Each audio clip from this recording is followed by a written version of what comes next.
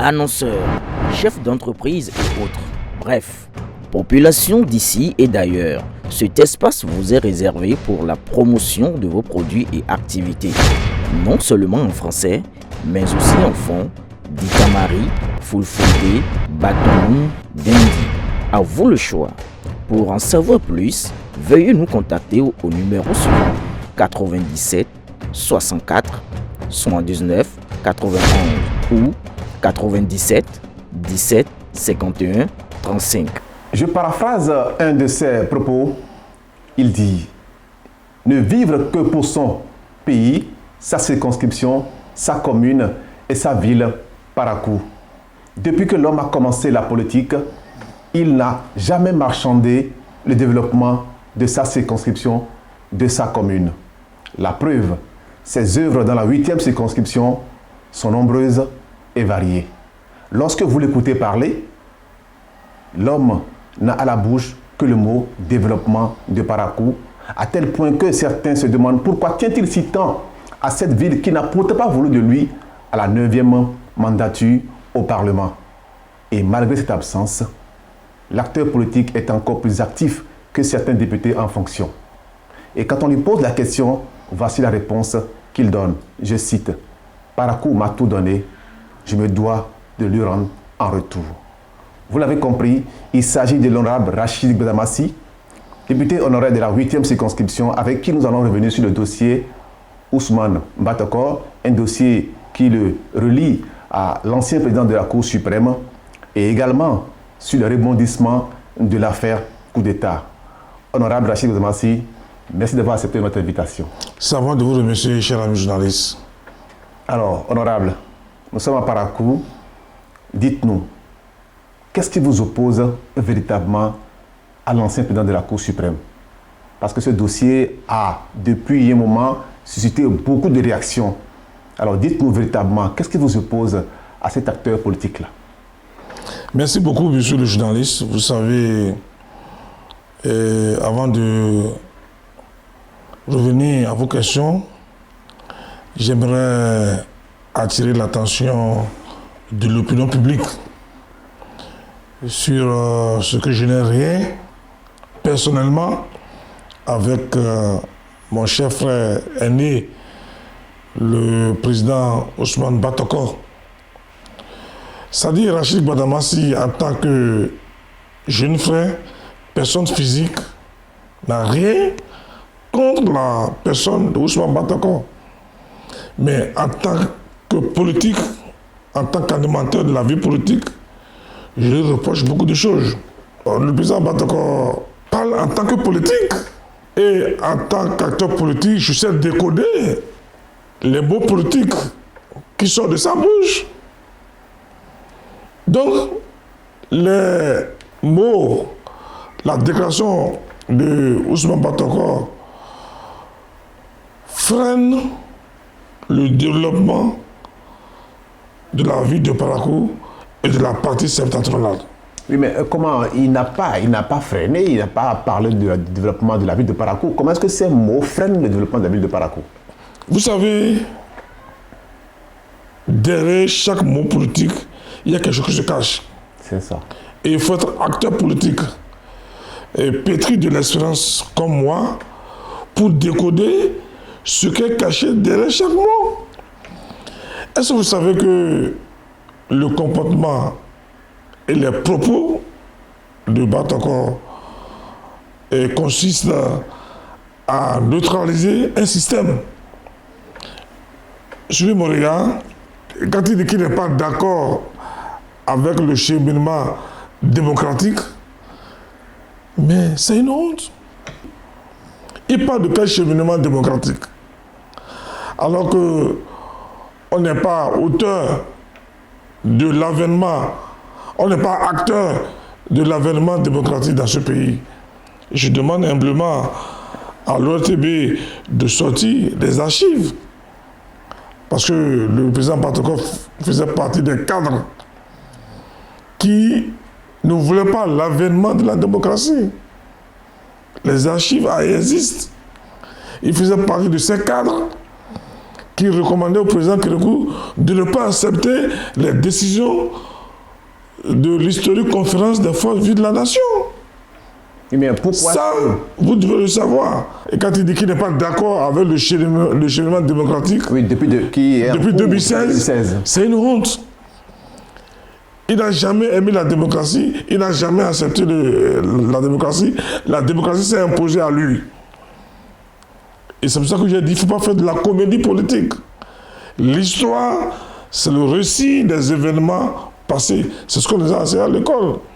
Les archives existent. Alors, donc vous comprenez avec moi que M. Batokor et moi, nous sommes diamétralement opposés. De point de vue idéal, de point de vue vision, nous sommes le jour et la nuit.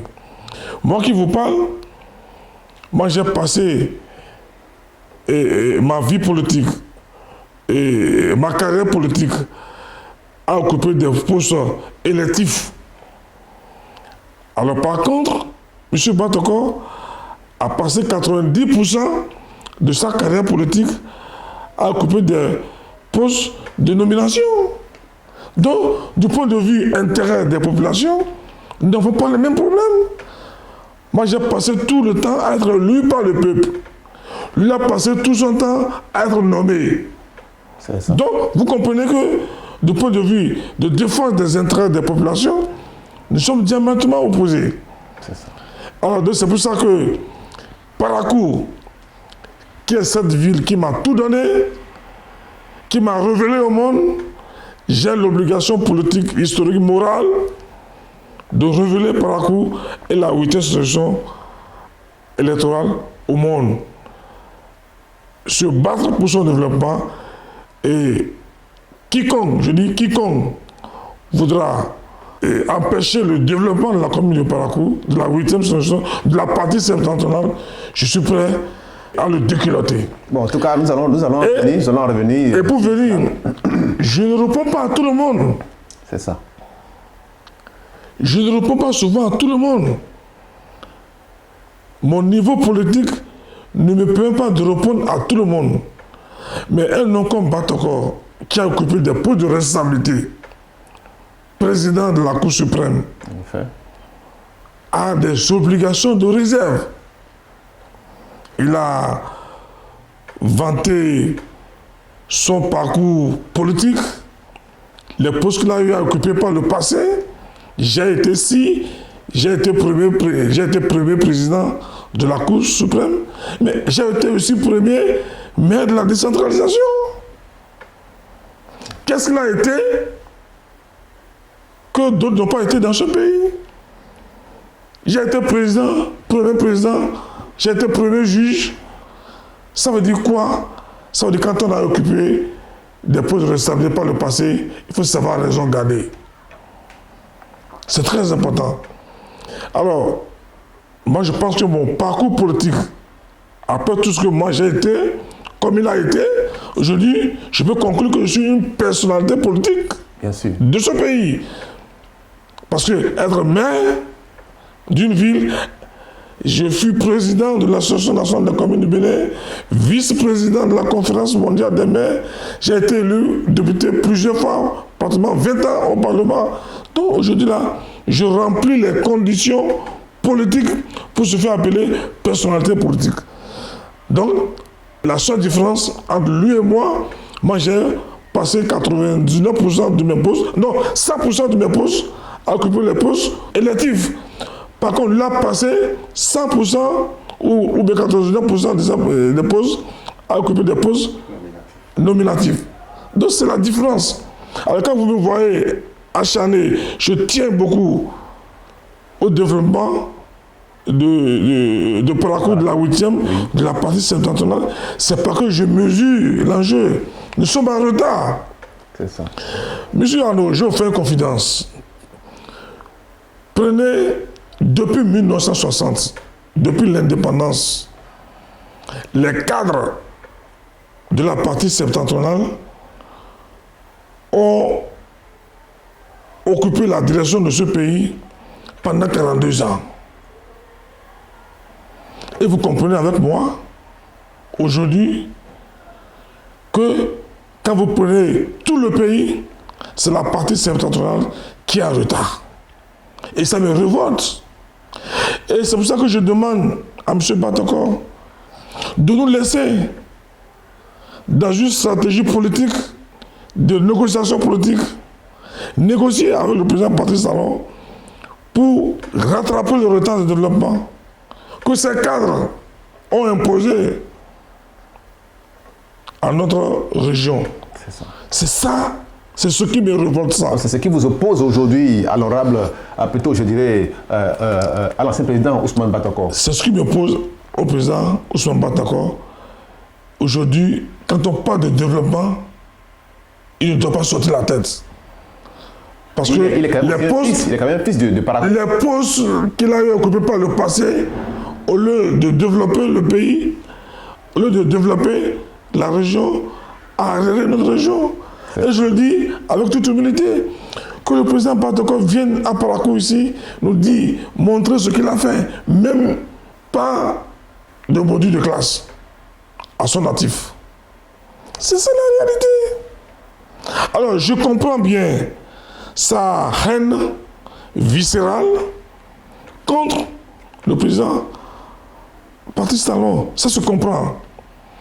Parce que quand vous avez passé 89% de votre carrière politique à être nommé et que vous n'avez rien apporté pour votre localité et qu'un intrus, ce que vous appelez allogène, à tort, parce que le Bénin est indivisible, ce que vous appelez allogène à tort vient développer votre pays, votre région. Je crois que parfois ça peut gêner et ça peut justifier la haine viscérale qu'ils ont contre le président Patrice Talon. Donc en réalité, M. Batacor a des comptes personnels à régler avec le président de la République. Ce n'est pas pour des intérêts de Parakou. Et c'est pour ça qu'en tant qu'acteur politique, voyant le danger de loin, j'ai voulu dédouaner complètement les plateaux de Parakou pour dire les déclarations de Batacor n'engagent pas Batacor, ça n'engage pas la plation de Parakou, ça n'engage pas la 8e et ça n'engage pas la partie septentrionale du Bénin. Très bien. Alors, ça n'engage pas, comment dirais-je, la partie septentrionale du Bénin, ça n'engage que l'honorable Ousmane Batacor. Mais une chose également que certaines personnes vous reprochent, les gens disent que vous lui avez manqué de respect. Alors, que répondez-vous à ceux-là qui pensent que vous avez manqué de respect à cet aîné-là qui est l'ancien président Ousmane Batacor? Vous savez, je l'ai dit, je n'ai rien contre la personne de Ousmane Batacor. M. Batacor est un politique. Je suis un politique. Les propos de Batacor sont des propos politiques. Ces propos peuvent arriérer le développement de Parakou et de la 8e circonscription électorale. Si on ne le rappelle pas à l'ordre, je ne parle pas à Ousmane Batacor, mais je parle à un politique. Les propos de Batacor sont des propos politiques. Quand il émet le doute, par exemple, à cette histoire de tentative de remise en cause de l'ordre constitutionnel, pour moi, ces propos sont plus politiques que juridiques, pour ne pas dire que judiciaires. Parce qu'un ancien président de la Cour suprême qui opine en violation de ce que le procureur spécial nous a présenté, c'est vraiment grave. C'est vrai, moi je n'opine pas en violation de la présomption d'innocence. Je l'ai dit la fois passée, la présomption d'innocence, c'est le principe cardinal de notre droit fondamental de la Constitution béninoise du 11 décembre 1990. C'est notre colonne vertébrale. Parce que la Constitution du 11 décembre a été claire. Toute personne accusée d'un acte délictueux est présumée innocent jusqu'à ce que sa culpabilité soit établie par une juridiction compétente. Donc, moi, je ne veux pas violer la présomption d'innocence. Mais j'opine sur la base de ce que le procureur spécial nous a présenté. Sur la base de ce que le procureur spécial nous a présenté, moi je peux conclure qu'Olivier Bokor est un félon. Alors donc, moi c'est clair, et sur la base de ce que le procureur nous a présenté, je peux dire que Olivier Bokor a trahi son ami. Je peux, sous réserve de ce que le procureur nous a présenté, je peux dire qu'il a trahi son ami, qu'il a trahi la confiance. Et excusez-moi même, je n'ai pas trop dit, je peux dire que ça c'est pas Olivier Bokor que je connaissais. C'est un monstre. Et c'est dommage. Et qu'on abuse de la confiance d'un ami, d'un frère qui vous a tout donné. Bien, honorable, mais c'est vrai ce que vous dites, mais reconnaissons aussi que le président Ousmane Bator, vous-même l'avez dit, a occupé plusieurs postes politiques dans le pays. Mais selon vous, est-ce qu'il n'avait pas le droit de réagir à cette actualité politique-là? Vous savez, la preuve, c'est la rançon du droit. C'est ce qu'on nous a appris.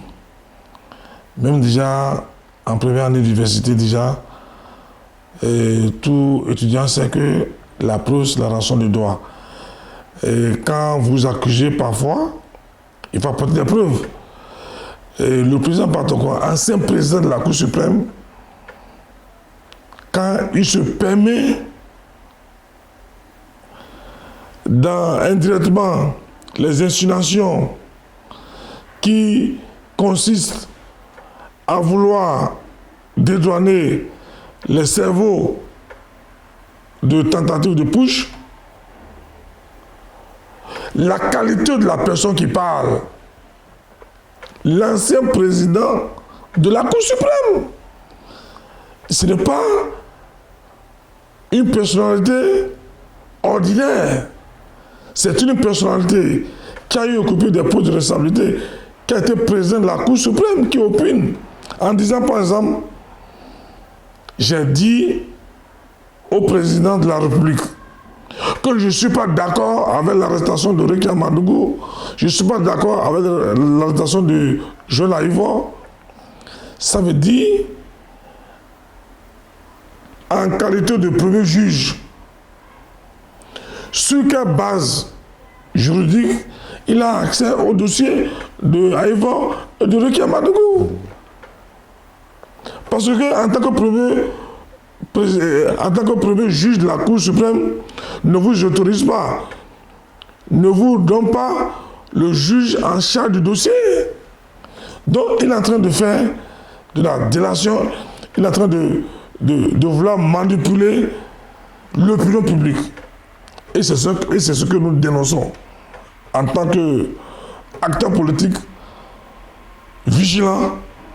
Non, le président, je sais que ça gêne.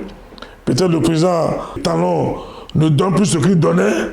Bon, le président Talon peut-être a coupé prématurément le biberon à mon grand frère. C'est pour ces raisons qu'il est en train de s'agiter. Ça, c'est ce que je dis, ça m'engage et je l'assume. Parce que là, on ne sait pas ce qui se passe derrière là-bas, on ne sait pas si le robinet a été coupé quelque part. Mais dites-nous, qu'est-ce que peut pousser un ancien président de la Cour suprême qui n'est pas en charge du dossier, dit qu'il connaît ce que contient le dossier des inculpés, des condamnés. Un président de la Cour suprême qui veut remettre en cause la décision de la justice béninoise. C'est grave. Encore, il revient peut-être au Conseil suprême de la magistrature ou bien aux éléments de la Cour suprême d'aviser. Parce que je pense que encore ancien président de la Cour suprême a l'obligation de réserve. Là, il vient de violer à ses obligations de réserve. Il n'a pas le droit de se comporter ainsi. Et c'est ce que je dénonce. C'est ce que je dénonce. D'accord. Et je ne regrette pas. Et tant que Bator dans ce dossier va se comporter comme ça, je vais le marquer à la culotte. Il n'y a rien à faire. Bien, vous allez le marquer à la culotte, mais bien avant ça, nous allons progresser dans notre émission. Alors, et les gens, certaines personnes vous reprochent de trop défendre le président Patrice Talon, puisque déjà, les gens disent qu'il n'a pas fait grand-chose dans la métropole de Parakou, mais pourtant, vous le défendez. Qu'est-ce que vous avez à répondre à ceux-là qui parlent ainsi? Vous savez, je ne défends pas Patrice Talon. Non, je le dis souvent, je ne défends pas le président Patrice Talon, mais je défends la vision, le projet, le programme d'un homme de développement. Je suis en adéquation avec sa vision politique, sa vision de développement. Patrice Talon, c'est l'homme qui a reçu là où beaucoup ont échoué. Vous dites que le président Patrice Talon n'a rien fait pour la partie septentrionale ou bien peut-être pour Parakou. Je dis que c'est faux. Il n'y a pas pire aveugle que celui qui ne veut pas voir. Il n'y a pas plus sourd que celui qui ne veut pas entendre. Vous savez, l'ennemi dira toujours que le miel est amer. Malgré la douceur du miel, l'ennemi dira toujours que le miel est amer. Vous voyez, quand vous prenez par exemple, je commence par Parakou. Parakou que j'ai dirigé. Quand vous prenez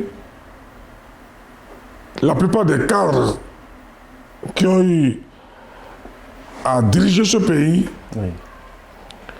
Quand vous prenez la commune de Parakou, que je connais, qui m'a vu naître, la plupart des projets que nous avons bénéficiés pendant 10 ans, au moment où le président des démocrates était encore aux affaires, c'est le contournement de Parakou, la traversée de Parakou. Contournement veut dire c'est des projets qui n'ont pas eu d'impact sur les populations de Parakou. Donc, c'est des projets qui ont contourné, qui ont traversé Parakou. Alors quand vous prenez le président Patrice Talon, à moins de 5 ans, à moins de 10 ans, il a fait bénéficier à Parakou le projet asphaltage, qui a eu d'impact sur les 58 quartiers de Parakou avec la réalisation des collecteurs. Plus de 52 milliards de francs CFA. Ça là, les aveugles l'ont vu, les sourds ont entendu, qu'au moins à Parakou aujourd'hui, il y a quelque chose qui est rattrapé depuis 1960. C'est ça. Que d'autres n'ont jamais fait. Deuxièmement, aujourd'hui, quand vous prenez le secteur eau, mais c'est plus de 18 milliards investis. Les 3 arrondissements là, c'est des châteaux. Et présentement, là, je ne veux pas, il y a l'extension des réseaux électriques dans les périphéries de Parakou. Ça, c'est grâce au président Patrice Talon. L'autre chose, le marché de Gama est là. C'est du jamais vu. Et vous allez aujourd'hui au niveau de SAJD, le scanner, dernière génération, c'est du jamais vu. Moi, j'ai fait ce combat au Parlement. J'ai toujours crié. Le président Patrice Talon nous a entendus. J'ai fait plus de 5 questions orales avec débat. J'ai interpellé le gouvernement. Mais au finish, le président Patrice Talon dit, mais ce monsieur-là, il va nous fatiguer. Je donne Parakou d'un scanner. Aujourd'hui, le scanner est là. Seulement, mon prochain combat, c'est de faire en sorte que vraiment, discuter avec le gouvernement pour que les populations, pour qu'on puisse réduire un peu le coût. C'est mon prochain combat, ça. Mais aujourd'hui, Parakou, ce scanner, avant 60, avant l'avènement de Patrice Talon, pour faire un scanner, il faut se rendre à Cotonou. Il faut se rendre à Lomé. Donc aujourd'hui, là, ça c'est une réalité. Mais la construction du centre administratif, là, à l'échelle du préfet, c'est du jamais vu. Et je peux vous dire aujourd'hui, le président Patrice Talon a autorisé la construction de la mairie de Parakou. Une mairie qui sera construite vraiment, une mairie présidentielle. Ça, c'est les instructions personnelles du président de la République. Et vous me demandez, moi, acteur de développement, de base sur vous, ce architecte, ce bâtisseur, non, je le ferai. Donc je ne suis pas Patrice Talon, je suis un homme de développement, un homme de vision. Alors, quand vous quittez Parakou, vous allez en Neki, l'empire des Beaux et Batonou, depuis 1960.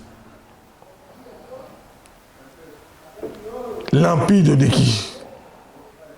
Vous voyez l'état dans lequel l'empire était, le palais de Neki était. Aujourd'hui, ce palais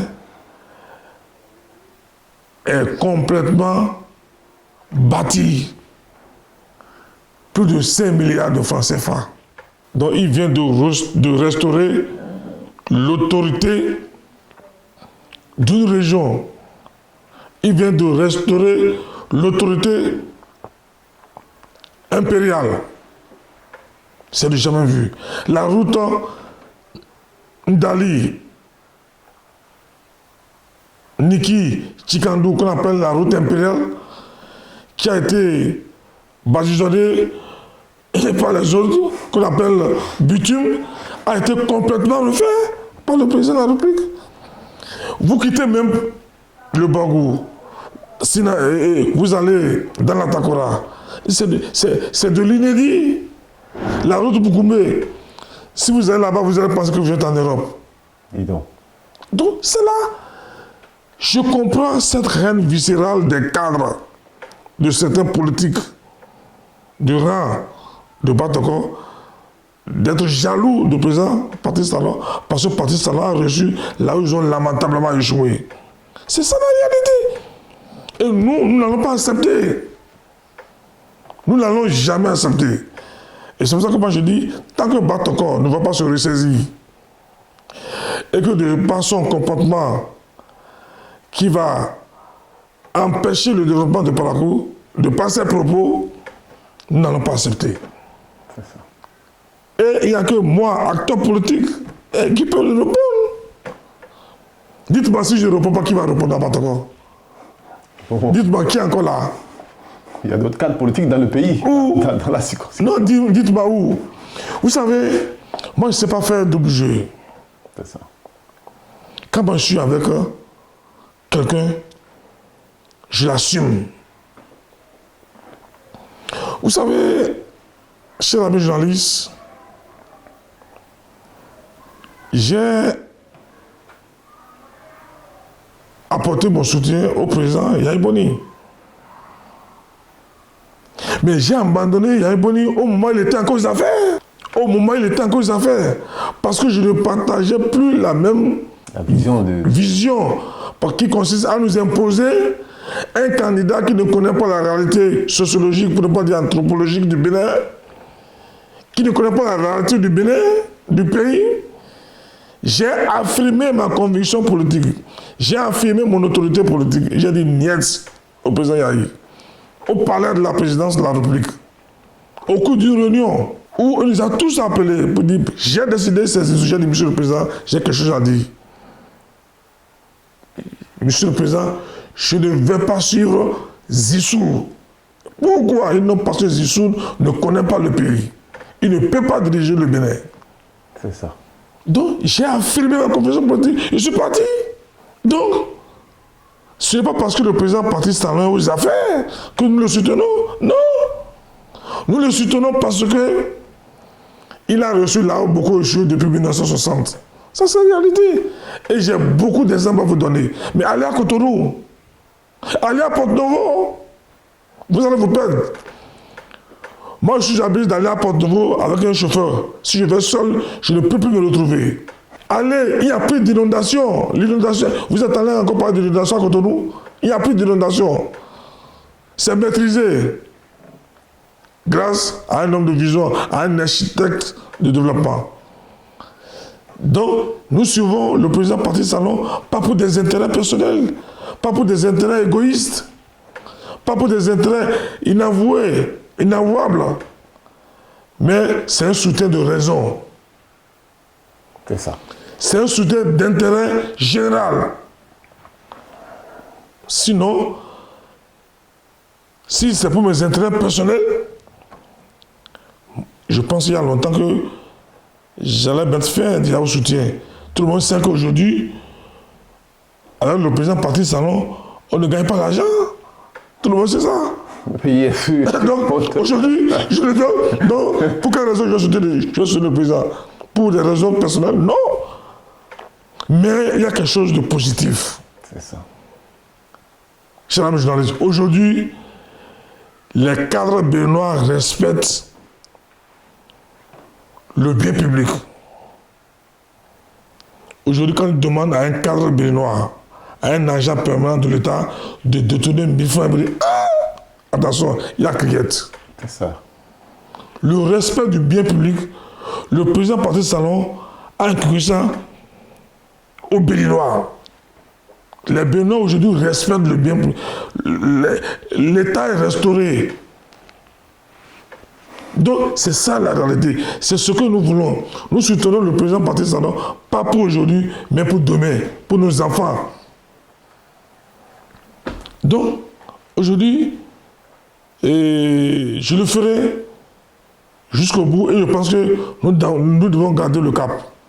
Bien, nous devons garder le cap, mais en attendant, alors, on vous reconnaît comme ami du président Patrice Talon. Alors, pouvez-vous, qu'est-ce que vous pouvez lui dire aujourd'hui pour qu'on puisse redorer plus ou moins le blanc de Parakou, puisque c'est vrai, vous avez dit, le président Patrice Talon a fait beaucoup pour Parakou, mais pourtant, il y en a toujours qui se plaignent. Et la preuve, je vais parler on a construit des stades municipaux dans pratiquement toute la mais Parakou, qui est le centre, n'a pas eu par exemple un stade. Et ça, par exemple, les gens reprochent cela au président Patrice Talon. Qu'est-ce que vous pouvez lui dire encore pour essayer de donner une belle image de votre ville, la ville que vous aimez tant si tant? C'est vrai, tant qu'il reste à faire, c'est comme si rien n'était fait. Mais tant qu'il reste à faire, il faut se rappeler que quelque chose a été fait. En effet. Et moi, je pense que le président Patrice Talon n'a pas la science infuse. Et je pense que nous, en tant que politique, en tant que cadre de conception, c'est à nous de voir ce qu'il reste à faire. Et de mettre en place un lobby politique fort, puissant, pour plaider ce qu'il reste à faire. C'est ça. Et je pense que on ne peut pas tout faire en un quinquennat. Bien sûr. Mais je pense que ce qui reste effectivement à faire à Parakou, c'est un stade municipal digne de son nom. Et je pense que, moi je parle toujours avec le maire, le conseil municipal, et ils ont déjà identifié les sites. Nous allons continuer par faire le lobby. Ce qui manque aussi à Parakou, c'est la création des salles de spectacle dignes de ce nom. En effet. Voilà, aujourd'hui, présentement, si nous voulons faire des activités politiques, spectacles, nous sommes obligés d'aller, comment dirais-je, à la salle de la fédération. Ce n'est pas digne de la cité de Kobourou. Le chose qui reste à faire, c'est la construction du palais de Kobourou. Oui, on vous sait très, très... Et ce n'est pas pour rien qu'en tant que député de la 8e législature, nous sommes battus à travers la Constitution, la reconnaissance de la chefferie traditionnelle. Et le président Patrice Talon, la chefferie traditionnelle est chère pour le président Patrice Talon. Mais Parakou est un royaume. Après la cité après l'empire de Niki, je pense que naturellement, il faut penser. L'autre chose encore, c'est nous aider à régler le problème du chômage. C'est vrai aujourd'hui, tout le monde peut être agent permanent de l'État aujourd'hui sans les combines politiques. Et je pense que le président Patrice Talon nous a mis à l'abri, à sauver les politiques aujourd'hui. Aujourd'hui, chaque concours, personne ne vient plus voir les politiques pour dire, écoutez, essayez de nous aider. Balayer pour moi, il n'y a plus ça. L'enfant d'un pauvre peut être aujourd'hui magistrat. L'enfant d'un pauvre peut être aujourd'hui avocat. L'enfant d'un chauffeur, d'un Zemiaman, s'il travaille bien aujourd'hui, peut être cadre des impôts. Donc il n'y a plus d'affaires pour être agent permanent de l'État. Ça, c'est grâce à la vision d'un homme. Un homme d'État, un homme de vision. Je connais plusieurs parents de l'actuel ministre de la fonction publique qui vont au concours et ils échouent. Parce que vous savez que madame la ministre, elle est membre du bloc républicain. Effectivement. Donc c'est pour vous dire aujourd'hui, le président Patrice Talon a reçu là où beaucoup ont échoué. Bien, honorable, nous sommes pratiquement à la fin de cette émission, mais je vais vous poser une question plus ou moins politique. Alors, vous, comme vous le savez, nous nous rapprochons inexorablement vers les élections générales de 2026. Alors, honorable, dites-nous, jusqu'à présent, on n'a pas encore vu des velléités de candidats au sein des partis. Il n'y a encore personne qui se décide, que ce soit au sein du BR, que ce soit au sein de l'UPR. Alors, vous qui faites partie de la majorité présidentielle, alors dites-nous, pourquoi jusqu'à présent, on n'a pas encore une personne qui se dessine pour être considéré comme celui qui pourrait être choisi aux élections de 2026? Vous savez, c'est pas facile souvent de remplacer les grands hommes politiques, les bâtisseurs. Aujourd'hui, c'est pas facile de remplacer un homme de 30 comme Patrice Talon. C'est difficile. C'est une équation politique. À mille inconnus. À mille inconnus et qu'on ne peut pas définir. C'est ça. Vous savez, c'est pas facile. Mais nous, acteurs politiques, qui avons quand même quelques expériences politiques, nous allons tout faire pour que le prochain président de la République ne soit pas un félon, ne soit pas un traître, ne soit pas quelqu'un qui n'a pas les mêmes visions politiques que le président Talon. Ça, c'est clair. Et vous êtes sûr que... Il faut compter. Mais nous sommes là, c'est-à-dire, nous allons, même s'il le faut, nous allons nous imposer au président de la République. Et vous êtes sûr parce que nous devons tout faire pour préserver l'héritage politique, l'héritage de développement du président de la République. Quelqu'un qui n'a pas la même vision économique, qui n'a pas la même vision de développement, parce que dans les jours à venir, les années à venir, nous allons faire un combat économique. C'est la guerre des intérêts économiques. C'est ça. Alors, donc, il faut quelqu'un, un homme de vision, pour préserver les acquis économiques, les acquis démocratiques, les acquis politiques du président de la République. Pas de Patrice Talon, de l'institution président de la République. Ce que nous avons comme acquis. Alors, qui est l'homme politique qui peut être garant de l'intérêt général? C'est à nous de le dire. Et c'est pour ça que nous allons nous battre. Tout président ou tout présidentiable infiltré qui va remettre en cause les acquis du président Patrice Talon sera combattu. Ça là, soyez clair. Alors s'il reste même 200 voix pour que cette personne n'ait pas accès à la magistrature suprême, ça viendra de nous, c'est prétendu, Inch'Allah. Parce que nous allons combattre. Parce que ce que nous voulons aujourd'hui, c'est que les acquis là, il faut les préserver. Il faut les préserver. Nous avons beaucoup de choses à faire. Surtout nous, au niveau de la partie septentrionale. Et est-ce que vous êtes on attend beaucoup de choses. Est-ce que vous êtes sûr que les démocrates aussi qui se battent pour ce poste-là, ce présidentiel, vont vous laisser la main libre pour pouvoir garder le système, puisque aussi se battent pour occuper ce poste-là en 2026? Il faut le faire démocratiquement. Les démocrates, je veux qu'ils soient véritablement être démocrates. Alors nous sommes acteurs politiques, nous animons la vie politique, le combat politique est engagé, et je pense que le moment venu, le peuple va nous départager. Ils se font appeler parti du peuple, mais en réalité, ils ont peur de la compétition. Ils ne veulent pas respecter les principes démocratiques, ils ne veulent pas respecter les institutions de l'État. Alors, sinon, comment comprendre qu'un parti politique qui se dit démocrate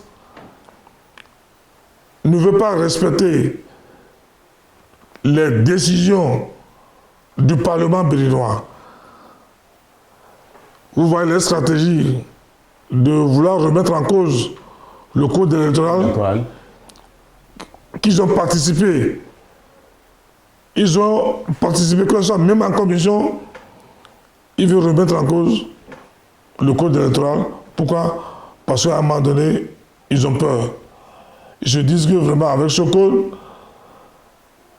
ils ne pourront pas faire face au suffrage populaire. Donc ils ont peur de compétir. Parce qu'il faut être véritablement populaire pour pouvoir se faire élire. C'est ça. Donc en réalité, s'ils sont véritablement un parti du peuple, je pense que tu vas applaudir ce code-là. Mais pourtant, ils sont contre ce Ça veut dire en réalité, ils ne sont pas partis du peuple. C'est juste une stratégie de se faire appeler parti du peuple. Mais en réalité, dans les faits, ils ne sont pas partis du peuple. Bien, honorable, nous sommes pratiquement à la fin de cette émission. Alors, quel est votre mot de la fin? Bon, j'aimerais dire à mon frère Batoko que je n'ai rien contre lui en tant que petit frère, mais en tant qu'acteur politique, nous allons le marquer à la culotte. Ça c'est clair. L'enfant qui refuse à sa mère de dormir ne dormira pas. Alors chaque fois qu'il va attaquer le système, sans preuve, dans les insinuations, nous allons le fatiguer. Nous allons le désorganiser psychologiquement. Nous allons lui donner l'envie de fuir les débats politiques. Parce que, je l'ai dit la fois passée, s'il est d'accord pour un débat contradictoire, nous sommes prêts. C'est ça. Pour un débat contradictoire. Un débat d'idées et non des insinuations. Bien, il entend. S'il est prêt à faire ce débat avec vous, je crois que nous allons le contacter pour essayer effectivement d'organiser ce débat pour que les citoyens puissent avoir les points de vue de tout un chacun. Mesdames et messieurs. Moi, je vous dis déjà qu'il ne va jamais accepter le débat. Bon, on verra. Parce que, pourquoi il ne va pas accepter le débat? Parce qu'il a peur de la manifestation de la vérité politique. C'est ça. Il aura peur qu'on fasse recours aux événements historiques. Alors, vous comprenez qu'il ne va jamais accepter le débat. Je demande humblement à M. Batoko, au lieu de me répondre à travers les morpignons ou les morpillonnes politiques, les moribonds politiques, les adolescents politiques, je lui conseille humblement de me faire face ou carrément d'abandonner ce combat. Parce que la stratégie politique, c'est de me faire détourner de mon objectif. Et je pense que mon objectif, c'est le développement de la ville du Parakou et de la 8e circonscription électorale. Mon objectif, c'est le développement de la partie septentrionale et de tout le Bénin en général. Donc je ne vais jamais abandonner le combat, même s'ils me font attaquer par des moribonds politiques. Bon, c'est un acteur politique, on verra s'il va accepter le débat ou pas. Mesdames et messieurs, vous l'avez compris, je n'ai pas à me répéter, il s'agit de l'honorable Rachid Goudamassi qui est revenu sur le sujet, cette affaire qui l'oppose au l'ancien président Ousmane Batoko. Pour l'honorable Rachid Goudamassi, il ne s'agit pas d'une question de personne, il ne s'agit pas d'une querelle de personne, il s'agit plutôt du développement de Parakou. Laurent Rachid Mahamadou ne suit pas le président Patrice Talon. Laurent Mahamadou suit plutôt la vision du président Patrice Talon. Il suit l'homme de vision, il suit cet esprit de développement que fait l'homme pour le pays. Et c'est la raison pour laquelle il défend cette cause-là. Mesdames et messieurs, merci de nous avoir suivis. À très bientôt pour une nouvelle émission.